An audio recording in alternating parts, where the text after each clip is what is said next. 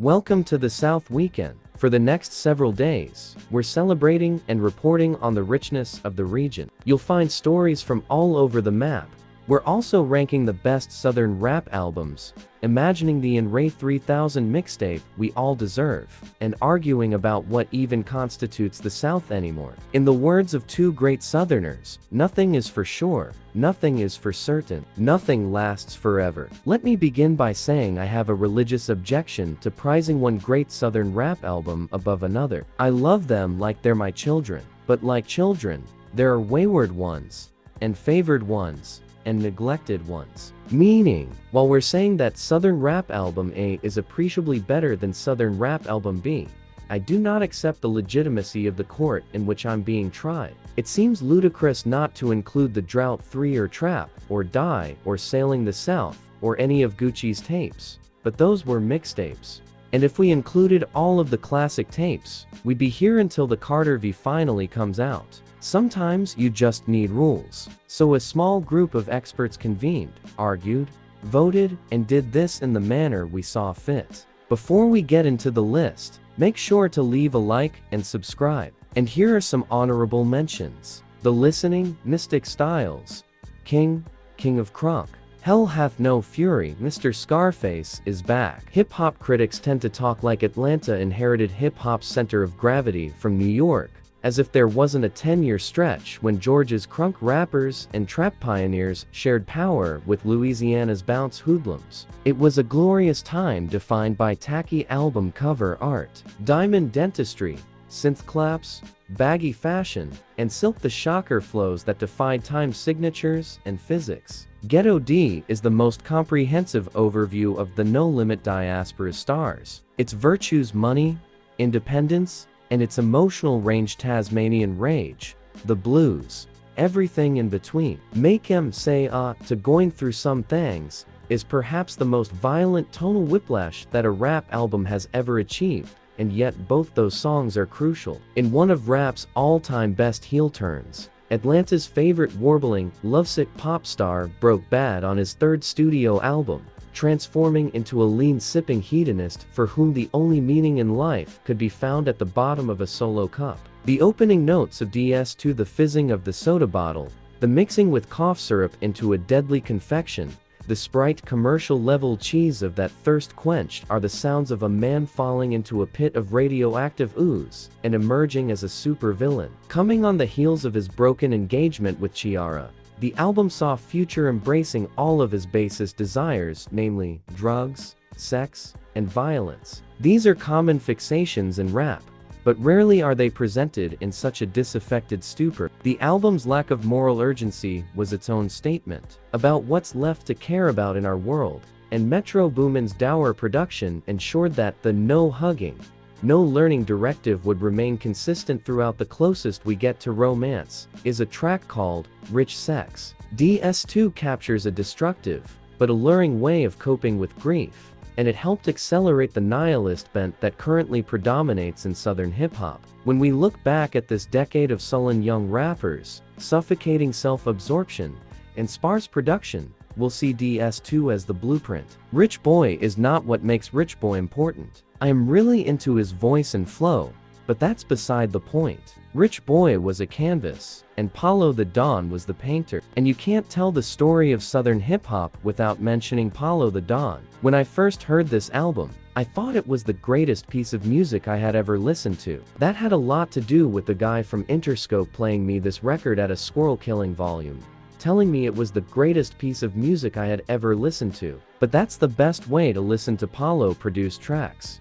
It's at the point of shattering your eardrums that you really feel their power. Rich Boy arrived on the scene with Get to Poppin', with an intoxicating Tot La Mompazina sample backing his liquid Alabama flow. Nestled somewhere between Mike Conley, Mark Gassel, and Elvis Presley, Scotty Moore, in the hierarchy of essential Memphis duos, 8-Ball and MJG make music that rolls slow but can creep up on you fast. Their debut, recorded on the cheap and with modest equipment, is one of most suffocating, intoxicating albums of its time, and the effortlessly furious tension marked by drug talk, armed robbery, and pimping set the template for a plain-spoken Southern gangsta gothic that would come to dominate rap 15 years later. Recorded for Tennessee impresario Tony Draper's Swift House Records, Ball and G's debut presaged nearly everything outside of Texas and Miami, particularly Memphis's 3-6 Mafia, which preceded it by 2 years, and its lionization and hustle and flow by more than a decade. Without them, there is no Cash Money and no Lil Wayne. In his review of Mystikal's 1997 album Unpredictable, the critic Robert Christgau deemed the volatile MC the only no-limit rapper with a style worth talking about.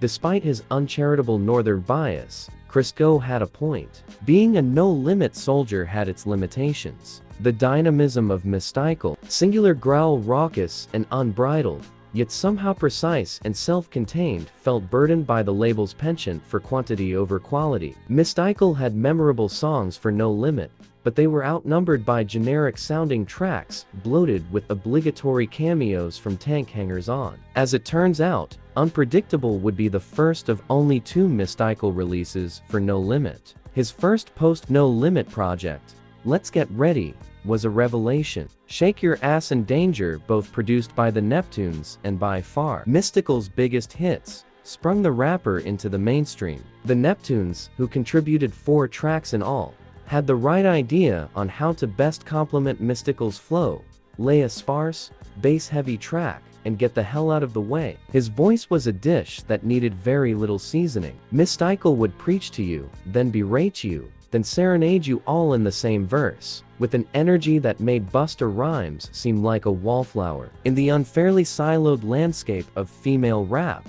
the women of New York loom large. It's Brooklyn-bred MC Lyte, Lil Kim, Foxy Brown, who have dominated airwaves and public dialogue alongside Queen's Bee Nicki Minaj, and Bronx icons Remy Ma and Cardi B, are both from Jersey, but since 2000, only one person has been the baddest bitch. Miami's Trina and Trina Laverne Taylor changed the game when she dropped her debut album. The baddest bitch fused all the slick, feminine vulgarity of Kim's hardcore with Miami bass. In the mid-90s, you gave 3-6 Mafia fans the right of way. You were next in line? Cool. This guy is wearing a t-shirt of a group that has a song called Now I'm High. Really high. That actually doesn't sound like being high, unless your idea of being high is sleep paralysis. Give him some room. Underground Volume 1 is a compilation of some of the Memphis group's early work, and it is probably the hardest listen on this list. Long before Stay Fly and the celebrity that came with it,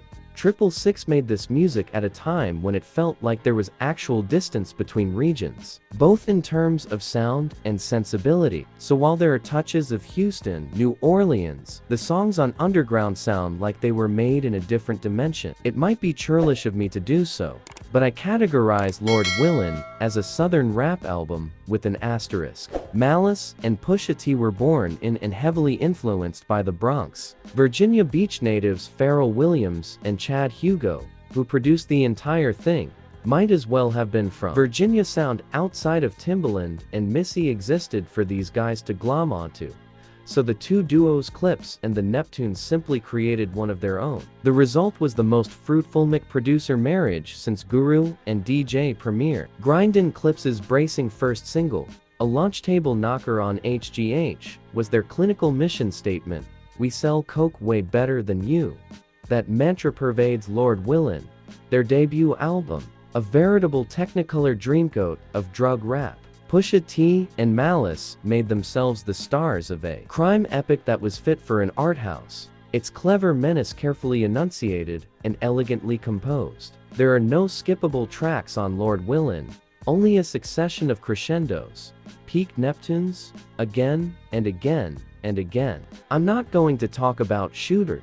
It's great, and Robin Thicke is on it, and I've considered getting If We Too Simple, Then Y'all Don't Get the Basics tatted on my chest. No, not seriously. The second Carter installment wasn't primarily produced by Manny Fresh like the first was, and was proof enough that he could do this points to platinum certification, Number 5 debut on the Billboard Hot 100 on his own. Wayne exported that chunk of the work finding compliments to his voice, which was gaining weight outside of Cash Money. There was Cool and Dre, Runners, and 2 songs by the Heatmakers. Hustler Music Top 1 Sturdiest Rap Songs Ever Made. We'll just have to disagree on this. Was produced by Team Mix, who started out making songs for 8Ball and MJG. This was around the time Wayne was rapping like he was possessed. He lapsed into that on the Carter. Might I say 2 things, please? First, it is truly unacceptable that Scarface, the second most intoxicating and brilliant Southern rapper ever, has only 1 album on this list. I don't get it. I don't get it, and I don't like. The Fix should be on here. Right around this time, 2 years ago, Noisy, Vice's music offshoot, asked Scarface to rank all of his albums. He ended up settling on The Fix for first place, followed by The Diary for second. I suppose there's maybe an argument to be made that The Fix was the least Southern of all of Scarface's albums. And so since this is a thing about the best Southern rap albums, then it had to be left off. And if you want to do that, then sure, go for it. You'd be wrong, but go nuts. Please let me know in the comment below which albums I should include for top 10 Southern hip-hop albums of all time. Don't forget to hit that subscribe button. I'll be back soon. Peace.